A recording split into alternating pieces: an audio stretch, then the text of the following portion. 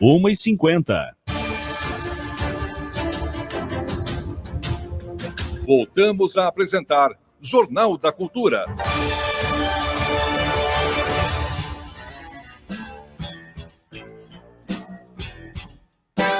Ok, nós já estamos de volta agora com o terceiro bloco do Jornal da Cultura e temos a nossa entrevista do dia. De acordo com uma pesquisa do Sebrae, 67% das empreendedoras brasileiras são mães e mais, 93% das mulheres participam da gestão financeira das famílias, sendo que em 60% dos lares elas assumem parte ou toda a responsabilidade pelas finanças. No cenário internacional, a influência econômica das mulheres também impressiona. Segundo dados recentes, 35% do patrimônio privado global já está nas mãos das mulheres. E esse número deve crescer. Estima-se que até 2050 elas controlem metade da riqueza mundial, com potencial para impulsionar o PIB global em até 6%. Para falar sobre este assunto, os impactos da maternidade nos negócios, os desafios da liderança e o protagonismo feminino no cenário global, a nossa convidada de hoje é Rijarda Aristóteles. Ela é presidente da Associação das Empreendedoras e Empresárias em Língua Portuguesa, presidente executiva do Clube de Mulheres de Negócios em Língua Portuguesa, escritora, consultora, palestrante e mentora com mais de 20 anos de atuação na área de comunicação. Presidente, muito obrigado por estar aqui com a gente. Seja bem-vinda ao Jornal da Cultura. Eu que agradeço, Marcelo. Muito obrigada e estou bem feliz. Eu estou aqui em Lisboa, então falar com o Brasil, do Brasil para o mundo é sempre muito bom. Ah, que ótimo. Obrigada. Direto de Lisboa. Presidente, o que os dados recentes sobre o empreendedorismo feminino nos dizem sobre o papel da mulher na economia hoje? Na realidade, eles vêm comprovar aquilo que nós já sabemos, né, Marcelo? Porque, veja bem, o empreendedorismo, assim como a maternidade, a gente não sabe o que vem antes em relação à mulher, porque não sei se a mulher é empreendedora ou se a empreendedora é mulher e mãe, no caso. Então, quando a gente pensa nesses dados, e aí nós temos os dados que são super fidelizados pelo Sebrae, né? Sebrae aí no Brasil, que tem realmente um trabalho muito sério com o empreendedorismo feminino, eles comprovam exatamente aquilo que nós todos e todas já sabemos, né? Que a mulher hoje, principalmente, quando ela chega por volta entre 30 e 49 anos, que é mais ou menos a faixa etária que predomina o empreendedorismo nas mães, né, que elas deixam muitas vezes o trabalho para empreender porque estão com gestação ou estão com filhos pequenos, e não necessariamente nós não temos hoje uma política que acolha essa mulher mãe. Então, elas têm que sair, muitas vezes, dos seus trabalhos, dos seus serviços, para empreender. Então, é natural que esses dados que foram apresentados aí no início por você, eles corroborem exatamente dentro dessa perspectiva que a mulher ela não deixa de ser empreendedora quando ela é mãe. Ao contrário, ela consegue juntar, até porque nós temos uma forma de perceber o mundo a 360 graus, não é? Então, isso facilita muito no momento em que a mulher decide ser mãe e não deixa de contribuir efetivamente com a questão das finanças da família. Então, são dados que comprovam e corroboram exatamente com a realidade que todos nós e todas nós vivemos hoje, não só no Brasil, viu, Marcelo? Eu me atrevo a dizer que esta realidade é uma realidade global, é mundial. Mesmo que o Brasil hoje represente mais, está dentro do ranking, é o 7º país com mais empreendedores do mundo, isso dados de 2023, nós podemos tranquilamente extrapolar estes dados para praticamente todo o espectro dos países no mundo. No seu entendimento, então, há uma inter-relação entre as duas atividades, a maternidade e o empreendedorismo. Exatamente, acredito mesmo, porque a maternidade para a mulher é algo absolutamente natural. Em situações difíceis, a mulher cada vez mais ela desenvolve também habilidades que são muito direcionadas ao empreendedorismo. Por exemplo, nós somos habituadas, acostumadas durante séculos, séculos e séculos a lidarmos com a criatividade dentro da família, né? Principalmente quando se tem uma prole, um número grande de filhos. A mulher, ela é essencialmente criativa porque ela tem que gerenciar uma casa com várias demandas. Normalmente, o marido, o pai das crianças, sai e vai para o trabalho fora do lar. E a mulher, ela ali desenvolve também habilidades que, quando ela resolve empreender, eu sou super defensora disso, que isso não é peso, a maternidade não é peso, é algo absolutamente natural. E assim como também essa visão do empreendedorismo. Por quê? Porque nós desenvolvemos uma criatividade absoluta quando nós lidamos com tantos afazeres que uma casa com uma família, com filhos, e tudo que significa, não é, a administração de outro ser humano, não é? Então nós estamos, já isso faz parte do nosso DNA. Nesse sentido, o empreendedorismo presidente, faz parte do DNA da mulher, eu não tenho a mínima dúvida disso. Nesse sentido, presidente, desculpe, o que motiva, na sua opinião, tantas mães a empreender?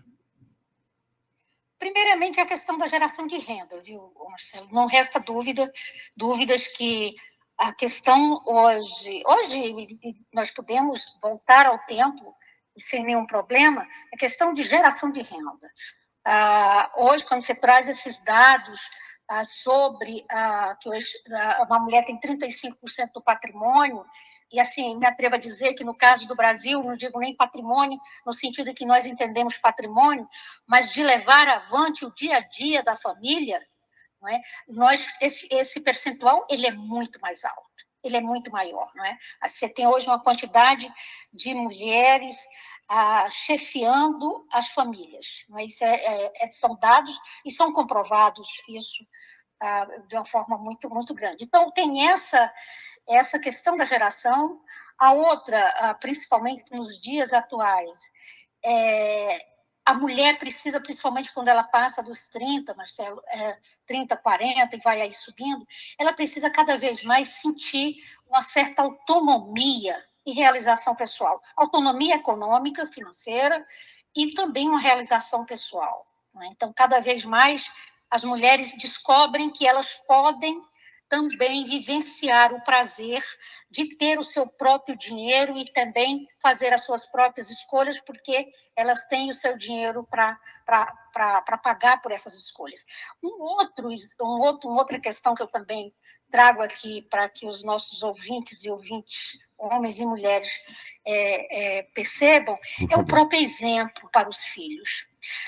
Cada vez mais, assim, hoje, com a situação que nós estamos vivendo, principalmente com o uso excessivo, por exemplo, das tecnologias dentro dos lares, há uma necessidade cada vez mais que homens e mulheres, pais e mães, não independente do que seja, mas assim, que pais e mães tenham a possibilidade de trazer para dentro de casa a questão dos exemplos para a família.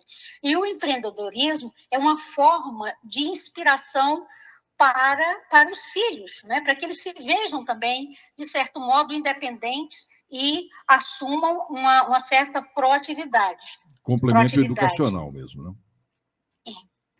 Eu acredito que essas três situações, a geração de renda, servir de exemplo para os filhos, e no caso específico nosso, essa ideia de um certo empoderamento, não de alguém me empoderando, mas eu mesmo ser empoderada por mim mesma a partir do meu empreender.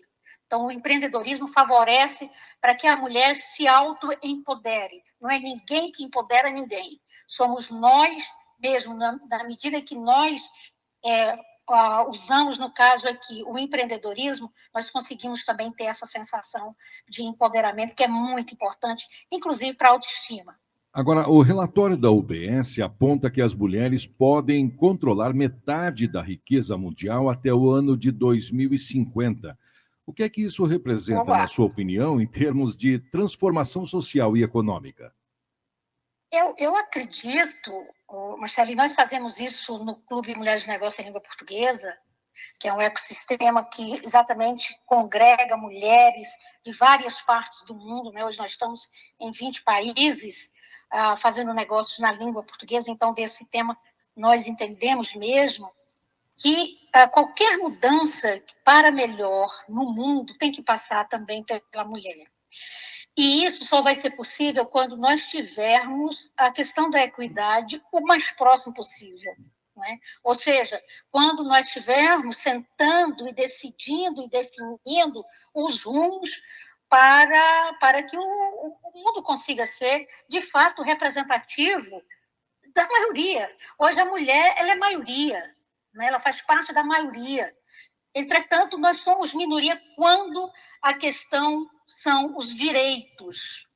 Não é? Então, os nossos direitos eles são muito relegados, mesmo que sejamos a maioria. Então, na hora que nós trazemos a questão dessa equidade econômica, se houver equidade econômica, você pode ter absoluta certeza que nós teremos equidade em praticamente todos os outros níveis. E eu vou ficar fazendo, não só eu, mas as senhoras que participam comigo do clube e de outras instituições, nós vamos fazer a nossa parte sempre, sem sexismo, não tem nada a ver com sexismo, e trazendo para perto de nós quem acredita que é possível nós construirmos um mundo onde homens e mulheres sentem na mesma mesa para definir os rumos e o destino da sociedade, enfim, do que for. De igual para igual, né? Claro. E essa garantia dos direitos respalda esse protagonismo, não? Respalda, absolutamente sim. E acredito também, Marcelo, que sim, a gente tem falado muito em equidade, muito em inclusão, mas isso tem que deixar de ser retórica, ou seja, tem que deixar de ser discurso e passar objetivamente a ser uma prática, não é? Isso em todas as áreas, né? Dentro do empreendedorismo. Veja bem, a empreendedora, e tem aí os próprios estudos do Sebrae e dos bancos, Banco do Brasil, enfim, comprovam que nós somos melhores pagadoras, por uma série de situações que não vem ao caso, mas nós pagamos. Entretanto, na hora em que nós vamos, por exemplo, buscar financiamento, crédito para os nossos negócios, a gente tem uma maior dificuldade. Né? Então, o que nós defendemos é que comece-se a haver uma questão de tratar os diferentes de forma iguais. Né? Então, assim, nós não estamos entrando nem disputando nada com ninguém. Nós estamos ocupando os nossos espaços por mérito, por direito, de fato. Não é? Então, acredito que na hora que nós sairmos muito desse discurso e deixarmos de apontar dedos para mulheres, não é? ao assumir os protagonismos, nós vamos entrar, o mundo inteiro, o mundo vai ficar muito melhor, todo mundo pode ter certeza disso, quando houver uma maior equidade nas decisões. Aqui no nosso Jornal da Cultura, nós estamos na entrevista do dia conversando com Rijarda Aristóteles. Ela é presidente executiva do Clube de Mulheres de Negócios em Língua Portuguesa. E estamos falando sobre os impactos da maternidade nos negócios, os desafios da liderança e o protagonismo feminino no cenário global. Presidente, como as mulheres podem se preparar para ocupar cada vez mais espaços de liderança e influência? Você falou a palavra justa, preparar. Né? Cada vez mais, nós precisamos estar cada vez mais preparadas, né? Então, nada vem para nós, como não vem para ninguém, mas para nós tem um peso maior, de modo gratuito, né? Nós temos sempre que provar muito. A mulher, quando ela assume determinados postos de liderança, sejam postos onde quer que sejam, nós temos que provar muito mais a nossa capacidade, né? Então, na hora que nós ocuparmos isso e começarmos a alterar culturas, porque, veja, não é responsabilidade somente do homem essa cultura de que mulher tem que ficar em um canto e não participar da mesa de decisão. Isso também nós temos uma certa responsabilidade. Então, na hora que nós assumimos esses postos de liderança, conseguimos entender, ter uma leitura maior, né, de como esse processo se dá, e nos prepararmos muito, seja do ponto de vista do estudo, seja do ponto de vista da retidão, de prometeu, entrega, né? Liderar pelo exemplo hoje, Marcelo, é talvez a nossa grande moeda das mulheres. Liderar pelo exemplo, vai deixar de falar muito e fazer mais, não no sentido somente da execução, mas da atuação em lugares que tradicionalmente são ocupados por homens. E como nós sabemos, não existem lugares vazios. Os lugares eles são ocupados. Então, nós temos que nos preparar para isso. E eu estava aqui a pensar, por exemplo,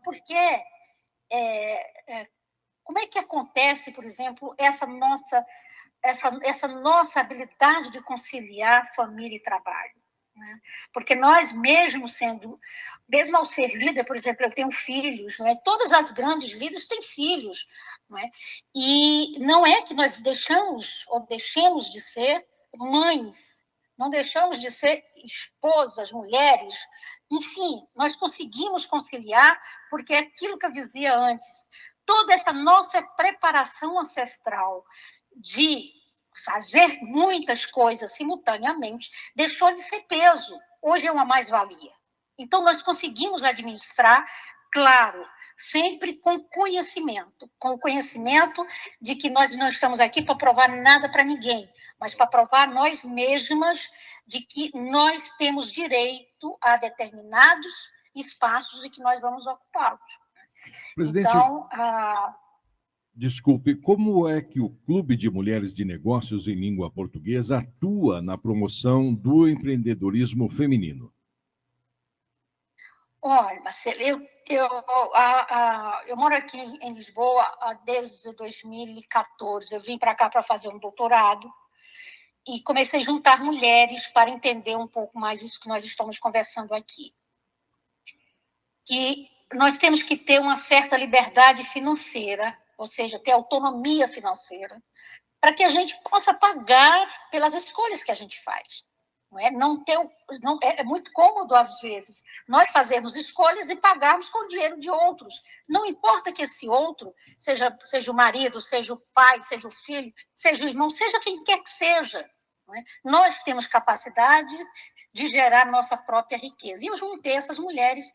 E nesse processo, lá se vão 11 anos, eu adquiri uma expertise, uma experiência extraordinária no empreendedorismo feminino, né? Entendendo sempre que não é luta contra, mas a favor sempre. E hoje o clube, dentro dessa experiência, hoje eu tenho mulheres extraordinárias, empresárias, mulheres normalmente 40 a mais, ou seja, já com uma capacidade bastante interessante de conhecimento e também de protagonismo feminino.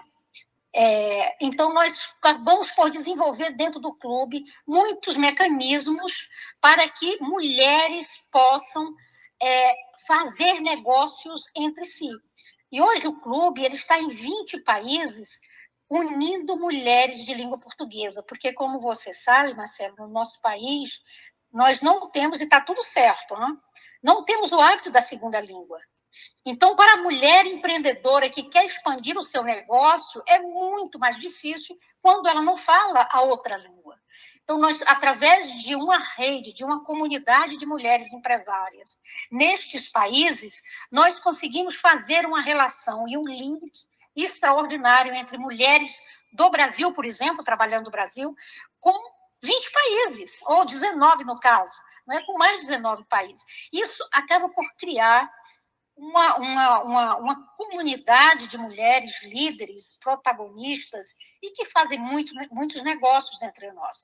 Então, desenvolvemos, por exemplo, dentro do clube, uma parte muito significativa de conhecimento, né? Trabalhamos muito esse lado do conhecer, que é fundamental. Nós devemos estar sempre preparadas para sermos aquilo que nós defendemos. Então, o clube faz esse trabalho de unir mulheres para criar estradas, né, de negócios internacionais a partir da língua portuguesa. Então, hoje nós somos o único país que é global, efetivamente global, e que faz tudo a partir da língua portuguesa. Presidente, nós chegamos ao final da nossa entrevista, mas ainda tenho uma última questão para a senhora. No Brasil e no mundo, quais são os caminhos para garantir maior igualdade no ambiente de negócios? É ótima essa sua pergunta, e eu acho fantástico nós encerrarmos com essa pergunta. É aquilo mesmo que nós dizíamos no início, o problema, não é problema, mas as perspectivas do empreendedorismo, assim como das mulheres, elas são únicas e praticamente iguais em todos os lugares do mundo. Então, para nós ocuparmos esses lugares, primeiro nós temos que nos preparar. Segundo, nós temos que entender que tipo de empreendedorismo nós queremos fazer. Claro que com a situação de vulnerabilidade que muitas mulheres têm, principalmente social e econômica, né? Muitas vezes o empreendedorismo ainda carece de escolha. Por quê? Porque muitas das nossas empreendedoras exercem o empreendedorismo por necessidade, porque tem que levar avante a família, né? E isso, pronto, tem que fazer, mas não é o empreendedorismo que muitas vezes aquela mulher, se tivesse condição, ou tivesse um investimento, ou tivesse algo que desse esse suporte, essa sustentação, ela poderia fazer um outro tipo de empreender. Não é?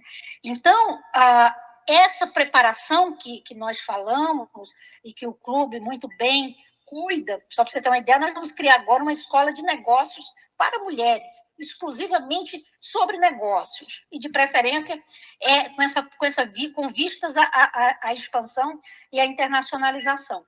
Então, se nós nos prepararmos, definirmos exatamente o que nós queremos, de preferência tendo alguém que consiga nos acompanhar, e aí eu realmente tenho que dar loas, né, e agradecer muito o trabalho que, por exemplo, o Sebrae faz aí no Brasil, como tem aqui o IAPMEI, né, que faz também trabalho semelhante. O Sebrae hoje é uma referência em tudo que é lugar por conta disso, por esse abraçar o empreendedorismo, inclusive feminino. Então, Marcelo, acredito que no momento em que nós definimos, né, o caminho que nós queremos chegar, encontremos os apoios certos, e aí vai desde essas instituições que são público-privado, governamental, está tudo bem, mas também busque apoios de redes. Nós temos desde o nosso clube, que é um negócio, o nosso clube não é uma instituição sem fins lucrativos, eu tenho a associação que é sem fins lucrativos aqui em Portugal, né, que nós estamos fazendo trabalhos muito sério com meninas e mulheres de África e do Brasil, mas é realmente um trabalho no sentido de que nós juntamos outras mulheres para apoiar mulheres desses países, não é? Mas no clube não, o clube é uma empresa que trabalha para fazer negócio, estimula as mulheres a fazerem negócio. Procurar apoio, tem muitos hoje editais de instituições que podem dar o apoio também econômico, porque sem dinheiro, gente, não dá para a gente ir a lugar nenhum. Não tem empreendedorismo, Marcelo, que resista a algo que não tem suporte econômico, né? Então, assim, eu acho que é hora de todos perceberem a grande mais-valia que é investir no empreendedorismo liderado por mulheres. Mulher, ela paga melhor. Mulher, ela tem uma capacidade de trabalho extraordinária, isso faz parte do DNA, como eu disse. Mulher, ela leva uma alegria e uma emoção que é muito benéfica para os lugares onde ela está. E atenção, eu não falo somente do empreender, aquele empreender que eu tenho que trabalhar por minha conta. Nós podemos empreender, inclusive, nas empresas. É levar essa visão do empreendedorismo também para dentro da empresa. É fazer do trabalho aquilo que realmente faz sentido para você. Não é desperdiçar o seu tempo de fazer por fazer. Mas quando a gente entra, é uma tendência isso das mulheres, quando nós entramos para fazer, nós fazemos mesmo, Marcelo. Isso é muito bom, é uma mais-valia que não tem preço. Tá certo. Muito obrigado pela gentileza da sua participação aqui com a gente no Jornal da Cultura de hoje e até uma próxima oportunidade. Eu que agradeço, muito obrigada. Nós conversamos com Rijarda Aristóteles, ela que é presidente executiva do Clube de Mulheres de Negócios em Língua Portuguesa. Nós falamos sobre os impactos da maternidade nos negócios, os desafios da liderança e o protagonismo feminino no cenário global. Nós vamos a mais um break e voltamos com o quarto bloco na sequência. Você está ouvindo Jornal da Cultura.